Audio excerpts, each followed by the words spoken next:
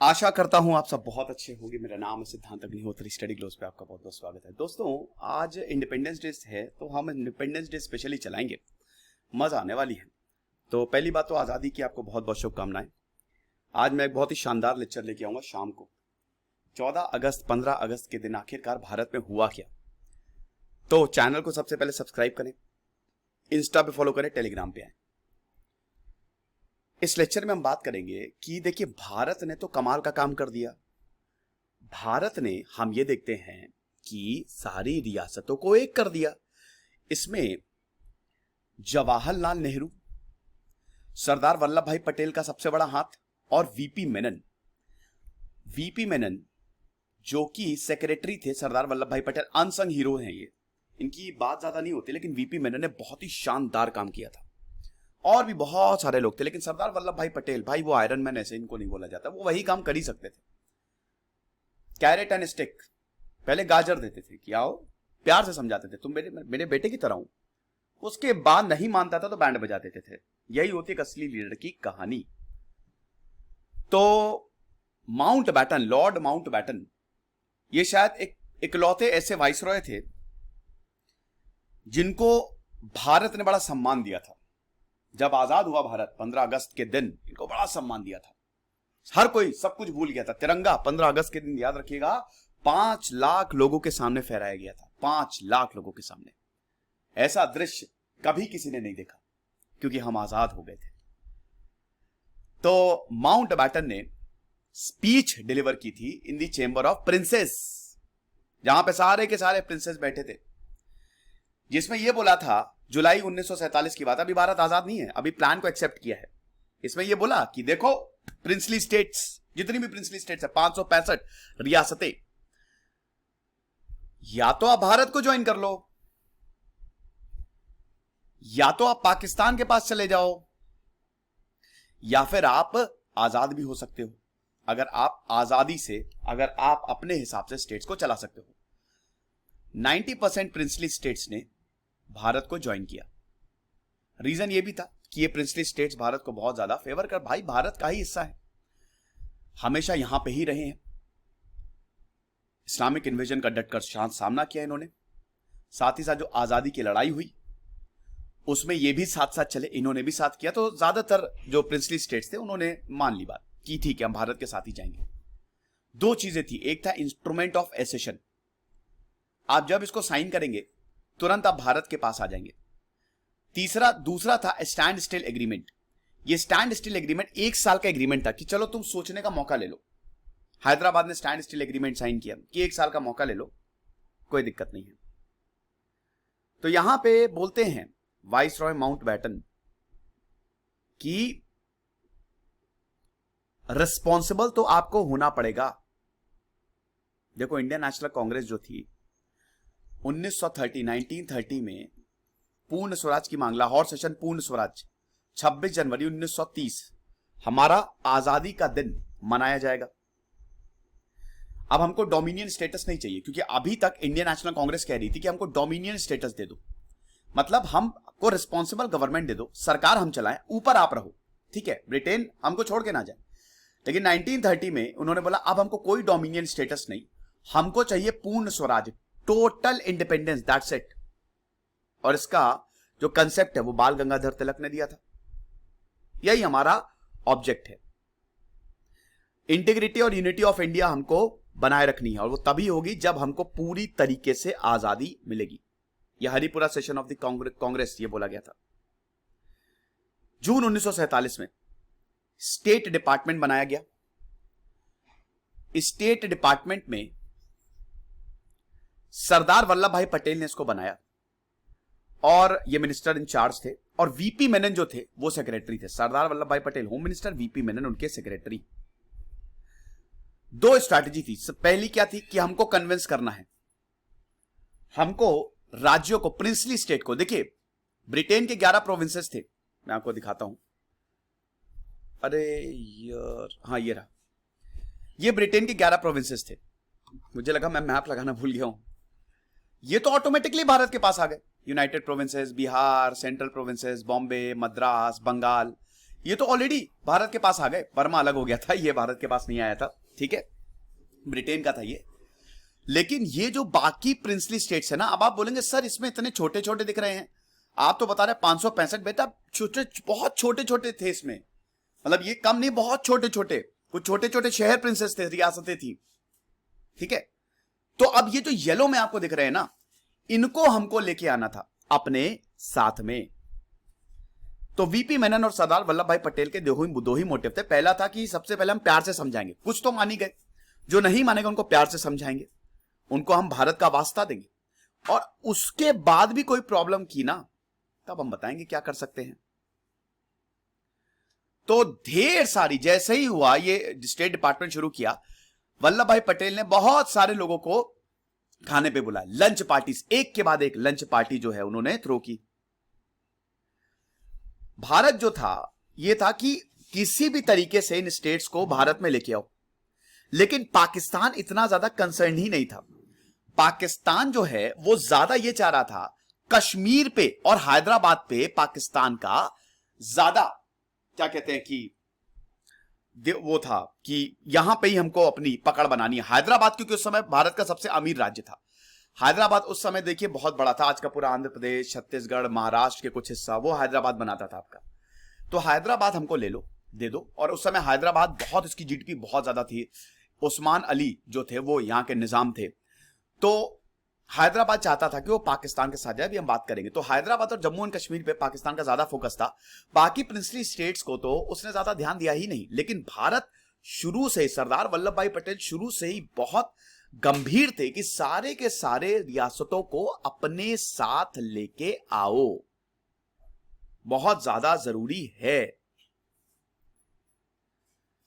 हालांकि मोहम्मद अली जिन्ना भी इन रियासतों के साथ बात कर रहे थे, ये जो बॉर्डर स्टेट्स थी ना, ये जिन्ना अपने पास ही चाहते थे कि ये बहुत जरूरी रहेंगी, लेकिन जिन्ना चाह रहे थे कि नहीं ये लोग आजाद रहे। आजाद क्या, जिन्ना का एक वो था, उनका ये था कि इनको आजादी दे दो, आजाद हो गए उसके बाद में तो हम इन पे कब्जा कर ही लेंगे, जिन्ना का ये कंसेप्ट रहता था। तो ये चीज है, ये इसके लिए सेकेंडरी प्रॉब्लम थी, सेकेंडरी प्रॉब्लम थी। प्राइमरी प्रॉब्लम एक तो पाकिस्तान को बनाओ, दूसरा कश्मीर, समझे आप। तो 1947 जब 15 अगस्त 1947 आया, बहुत सारे प्रिंसली स्टेट्स ऑलरेडी इंडिया में आ गए, एक ने भी पाकिस्तान को ज्वाइन नहीं किया, एक ने भी। बाद में 9 प्रिंसिपैलिटीज जो थी वो पाकिस्तान में गई। आज वेस्टर्न पाकिस्तान का आधे से ज्यादा लैंडमास यही प्रिंसिपैलिटीज बनाती हैं। आप समझिए कि अगर ये भी पाकिस्तान के पास नहीं जाती तो आज पाकिस्तान कुछ होता ही नहीं, अगले 10 सालों में पाकिस्तान हमारे पास आ जाता, ऐसा। उसके बाद अब क्या हुआ, अब हम ये देखते हैं मुस्लिम लीग अभी तक तो इतना ज्यादा गंभीर नहीं है, लेकिन अब ये गंभीर होंगे। अब इससे पहले हम आगे बढ़े दोस्तों, हमारी फ्रीडम सेल लाइव है, साल का सबसे बड़ा डिस्काउंट हम दे रहे हैं दोस्तों, सारे कोर्सेज पे 90 से 95% ऑफ है, सिर्फ आज तक ये सेल चलेगी। तो करना क्या है, आपको हमारे ऐप पे जाना है, यूपीएससी की शानदार कोर्सेज हमने बनाए हैं 12 महीने 18 महीने 2 साल के लिए। इन कोर्सेज को आप अवेल कर सकते हैं, हमारी ऐप पे जाइए और इन कोर्सेज को अवेल करिए, बहुत शानदार ऑफर्स हैं। तो ऐसा था कि ज्यादातर जो राज्य थे वो भारत के पास आ गए। उस समय जो पंजाब था, देखिए पंजाब बढ़ गया, आधा पंजाब चला गया पाकिस्तान के पास, लेकिन पाकिस्तान ये वाला जो पंजाब था ना वो भी ज्यादातर, देखिए इधर एक था ईस्ट पाकिस्तान, ईस्ट पाकिस्तान आज का बांग्लादेश, कूच बिहार और बहुत सारे जो स्टेट्स थे उन्होंने ज्वाइन ही नहीं किया, उन्होंने मना कर दिया कि हम जाएंगे नहीं तुम्हारे साथ। बॉर्डर स्टेट्स ने भी ज्वाइन किया। यहां पे हिस्टोरियन ईएन कोपलैंड बोलते हैं, उन्होंने बहुत 2010 में रिसर्च पेपर्स पब्लिश किए, उसमें यही था कि ऑल्दो भारत के काफी राज्य पाकिस्तान के साथ जाना नहीं चाहते थे, लेकिन कुछ राज्य ऐसे थे तो बहुत ज्यादा तत्पर थे। अब जैसे इसमें बताते हैं जोधपुर का केस, ठीक है, जोधपुर का केस जो था वो बड़ा यूनिक था।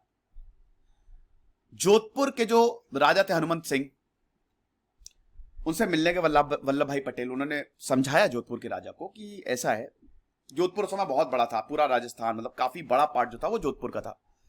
और आपको पता ही है वो राजस्थान तो बॉर्डर शेयर करता ही है, जैसलमेर बॉर्डर शेयर करती है पाकिस्तान से।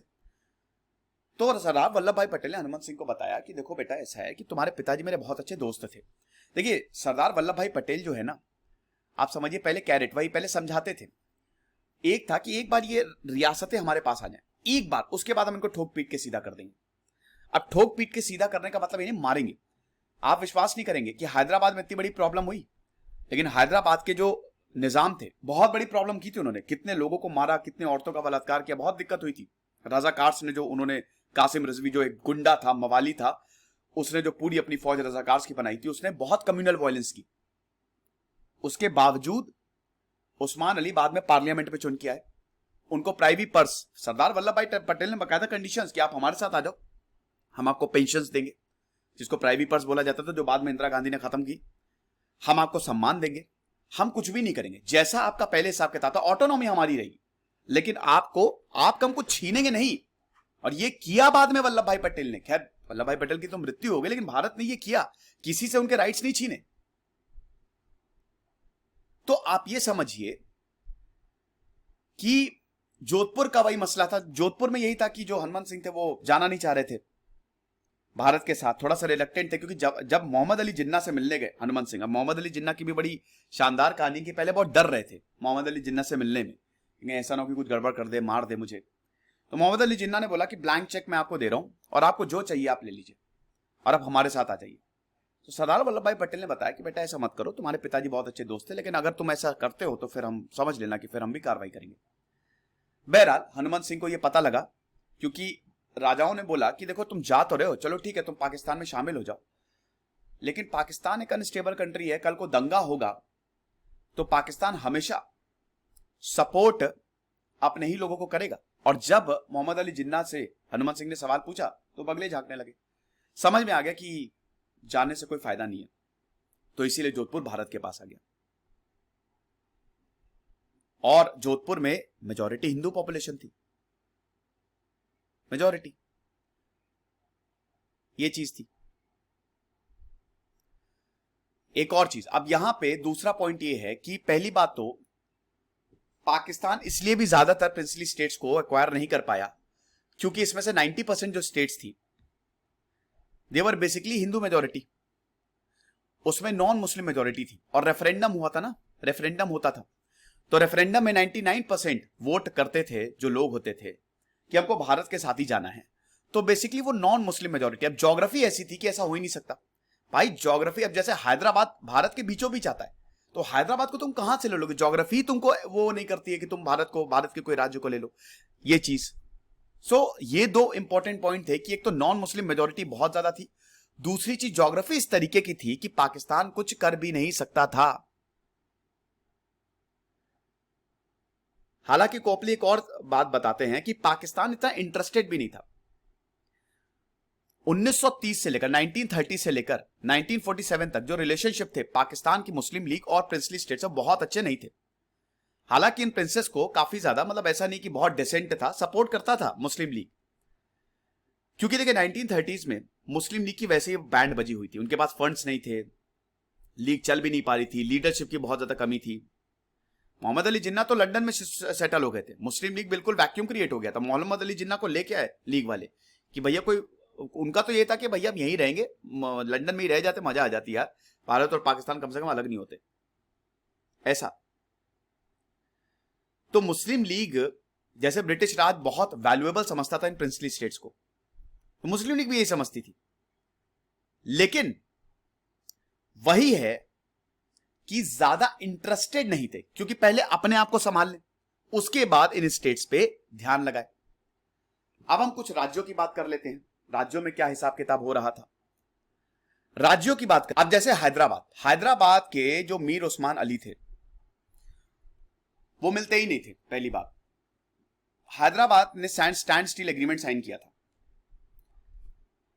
अब कासिम रिजवी से जब वल्लभ भाई पटेल मिलने गए तो बहुत ही ताव में कासिम रिजवी बहुत बदतमीजी से वल्लभ भाई पटेल से बात की कि अरे अंजाम देख लेंगे आप, ये तो हमारा ही है हैदराबाद और हम पाकिस्तान के साथ ही जाएंगे।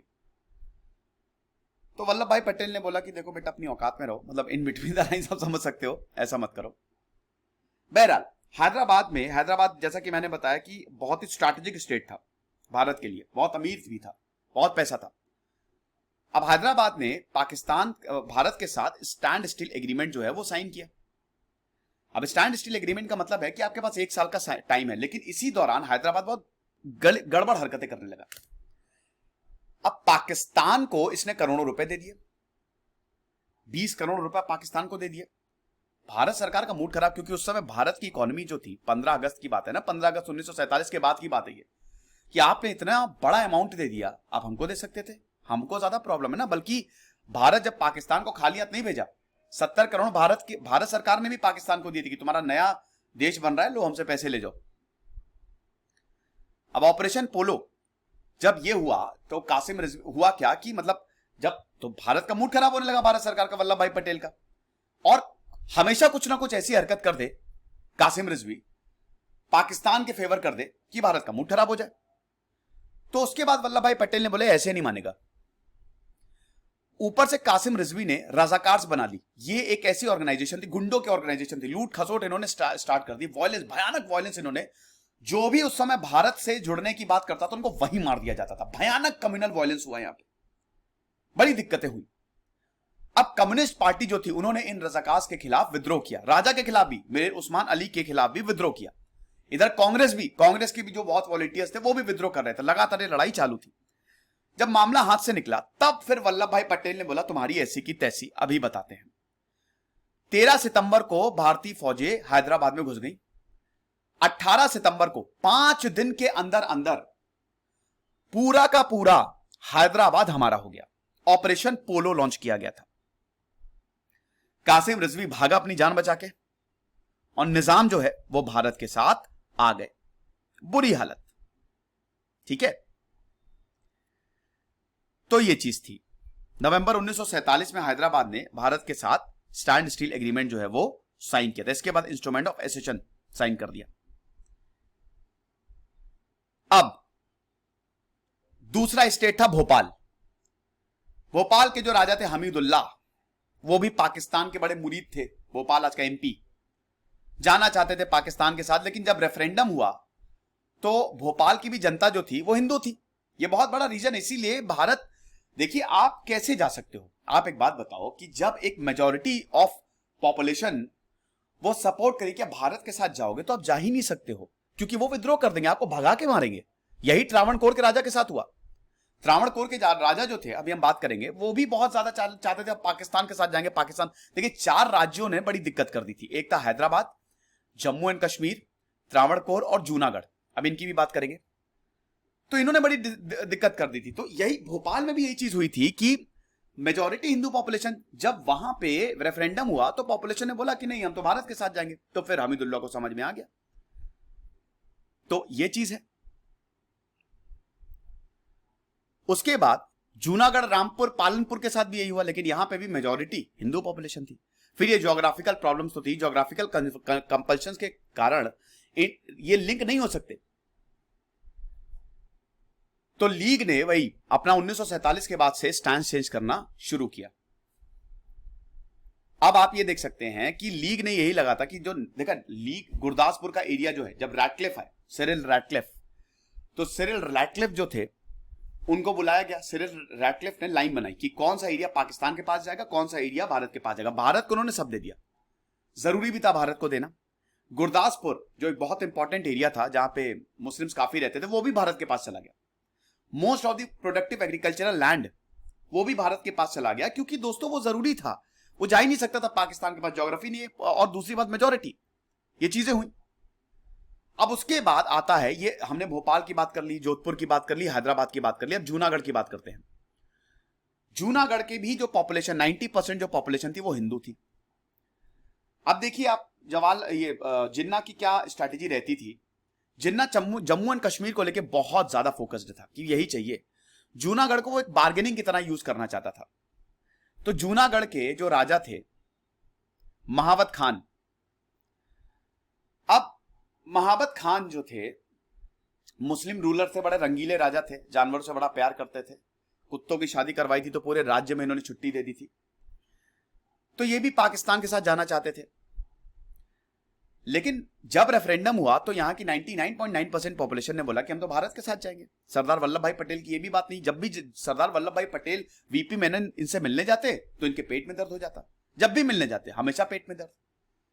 तो उन्होंने कहा कि अच्छा रुको, अभी कुछ इनका इलाज करते हैं, इनके पेट के दर्द का परमानेंट इलाज करते हैं। तो जूनागढ़ में घेराबंदी शुरू कर दी, सेना ने घेराबंदी शुरू कर दी, भागे महाबत खान, भागे मुस्लिम गए, मुस्लिम कह रही है पाकिस्तान गए भाग के, और जूनागढ़ हमारे पास आ गया। अब मोहम्मद अली जिन्ना देख सकते हैं कि वो इतना इंटरेस्टेड ही नहीं थे, वो जूनागढ़ को लेना चाहते थे, फिर जम्मू एंड कश्मीर के लिए ऐसा बार्गेन करना चाहते थे वो कि हम तुमको जूनागढ़ दे देंगे, तुम हमको कश्मीर दे दो, खत्म। साथ ही साथ जो चित्राल, दीर, स्वात, ये 4 स्टेट्स थे, बहुत छोटे छोटे स्टेट्स थे, बगल में ही थे। ये हिसाब किताब। तो एक के बाद एक हम ये देखते हैं कि भारत के पास जो राज्य हैं वो आते जा रहे थे। जम्मू एंड कश्मीर के साथ भी यही चीज हुई। जम्मू एंड कश्मीर की तो स्टोरी आपको पता ही है कि जम्मू एंड कश्मीर महाराजा हरि सिंह थे। महाराजा हरि सिंह ने बोला कि हम आजाद रहेंगे।